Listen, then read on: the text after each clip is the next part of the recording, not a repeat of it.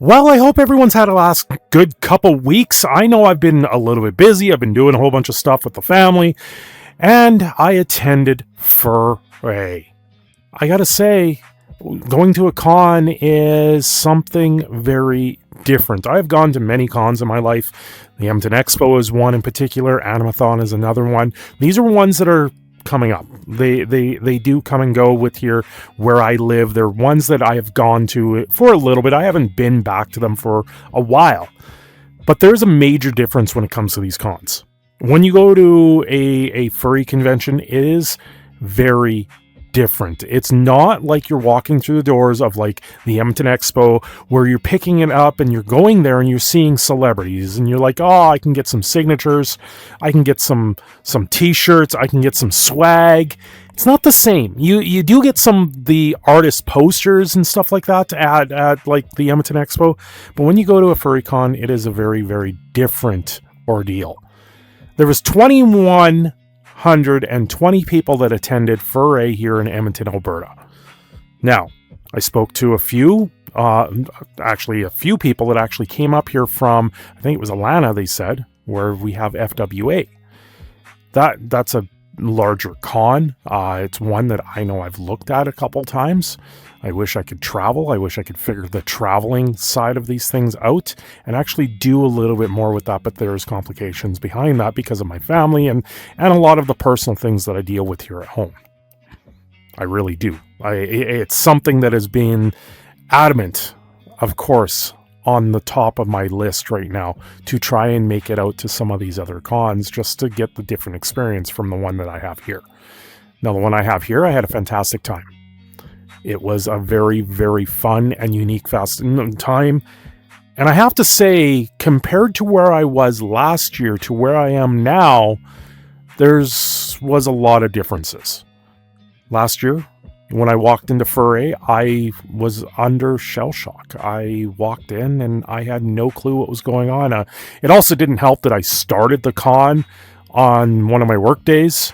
So walking into that con space, my mind wasn't there. I didn't have the positive attitude, the positive vibes walking in there originally, where this one, I had a huge deal. I was like, I am going to this con. I'm hyped. I'm going. We get to hang out and do a lot of things.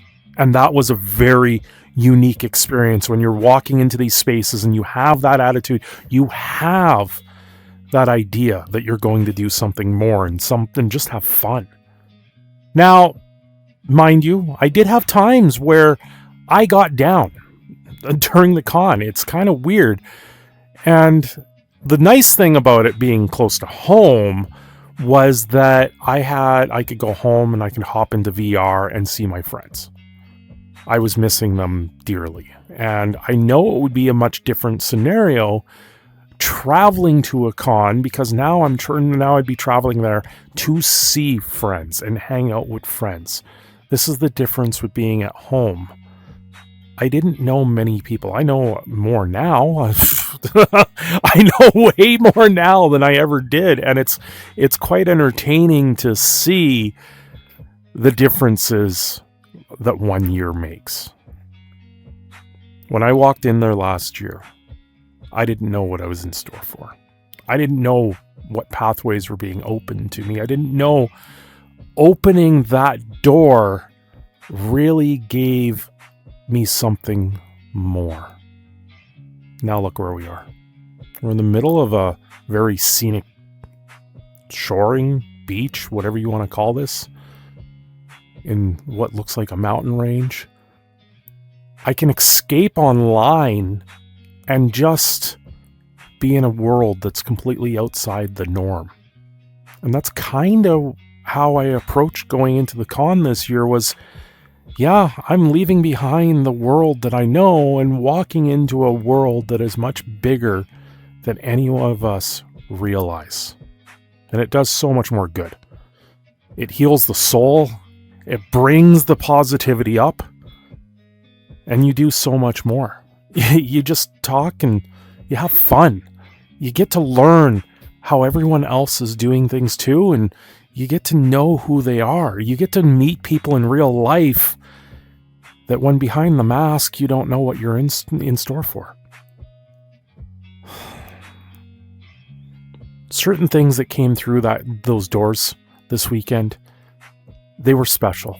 I got a few pieces of art for myself that I've never turned around and wanted to pay something like that before. Now I'm like, yeah, let's go. If I can find a good artist to draw something for my Sona, yeah, I'm doing it, because you don't get that at like a expo like San Diego Comic-Con. You probably have a few commissions out there, but it's not the same. It's not the same. This type of con, you have your creative license of yourself, and you walk in there and you go, okay, how do I become the best version of myself going into these spaces? How do you really have fun doing that? Well, I know one thing that I've spoken over with the family, and I had a little bit of a special circumstance that did happen during the con. And it's something I'm going to remember for quite a while. So when I returned this year to the con, the charity partner that was there, Gears, they do some amazing work with animals, trying to get them adopted out. We ended up adopting a dog last year. His name is now Ace. At the time, his name was Hawk. So we adopted a dog through Gears that I had met through the con that we originally attended. And at the process of that, we were looking for a dog. We were kind of up and down. We went to the local shelter that's here a few times, and honestly, a little bit of red tape and a little bit of arrogance on their part really prevented us from turning around and finding a match for an animal that we could adopt. And then I went to the con, and when I went to the con, I met Gears, and we like I said, we adopted Ace. He's a very, very big dog at this point, 70 kilos or 70 pounds or something like that. I think it's pounds. But he's a very sweetheart dog. He will sit there and cuddle with you. He's a very timid dog at the same time, doesn't like going down our stairs. But the one thing that I was able to do was bring him to the con for the fursuit photo. They were setting up for the parade that unfortunately was rained out, so the parade didn't happen, but the photo still happened. And I'm waiting for that to be posted online so I can share that with everyone, because I'm in the front row. I'm in the front row with my dog, sitting there on the floor, because it was a very, very special thing. Gears requested that I bring him and sit there and be able just to say, hey, listen, you found a forever home. And it's special in that sense. It really is. And on top of that, I brought the family. And that really opened up my eyes even more to why everyone does what they do, why I want to just stand here in front of all of you and make your day and make a smile happen. Sure, things during the live streams, they get a little bit out there, they get a little bit more adult, but that's part of it. That's part of the fun. That's why all of us just enjoy this. We just all have a very fun and unique time in life, and being able to stand up in front of an audience or stand up in front of a video and just say, hey, listen, we're here and it's a lot of fun. I haven't had this much fun in like a game or in like role playing or anything of this sort ever. This is someone that's played a lot of LARPing, a lot of Dungeons and Dragons, someone that has done a lot of dramatization of things in life. And now I feel like I've just kind of been able to slot myself into a world that is so much different. The one thing that really, really brought a smile to my face, walking around after the fursuit photos, the big one, I walked around, the wife took the dog, I took the kid. And the smile on his face was ear to ear. He led me around walking up to fursuiters, wanting photos, just wanting to sit there and be photographed, and the smile on his face. It was something to behold, and it really, really brought it all home. I feel so blessed and so beside myself with the friends that I have made, the people that are around this fandom, the people that sit there and just want to cheer you up.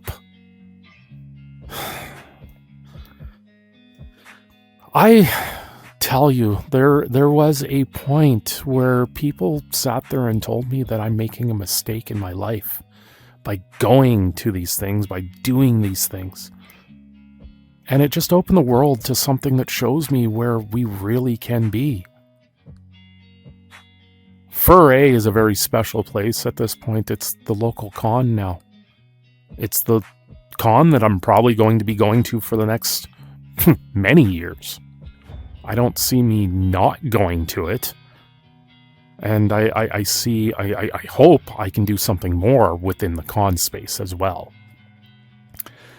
But I know there's one other thing that I touched on during the live stream the other day. And I am now saving for a suit of my own. This is something that I need to do. Yeah, they're expensive, but it's not so much that I'm wanting to buy something that's very, very highly expensive or something that's frivolous to wear. My kid looks up to everything I've done. He sees everything I'm doing. And if I can step into something like this and have my kid look up at me like that, it's a much different world. Yeah, he already looks up to his dad. He already does. And I can see that. But if I can do something more that makes him happy, especially with the turmoil and the suffering that we've gone through with him, then I really want to take that step and do something more for myself and my family and for all of you. I've already put some money aside to try and save up for this, and I'm hoping that I can continue to do that, especially with starting a new job here right away. I'm not asking for anyone to help, but, links are there. If you do want to help, it is there. But by all means, this is a very, very side thing. It's a very frivolous thing. Maybe I can turn around, and once I have something like that, I can do more fundraisers for like the stallery or just fundraisers in general. Do more things for all of you in content. And just enjoy the show. Anyway, I'm going to log off here. All of you have a great day. Thank you for watching. I am your proud Canadian Phoenix, Cindershadow. Don't forget to like and subscribe, and I will see you again very soon.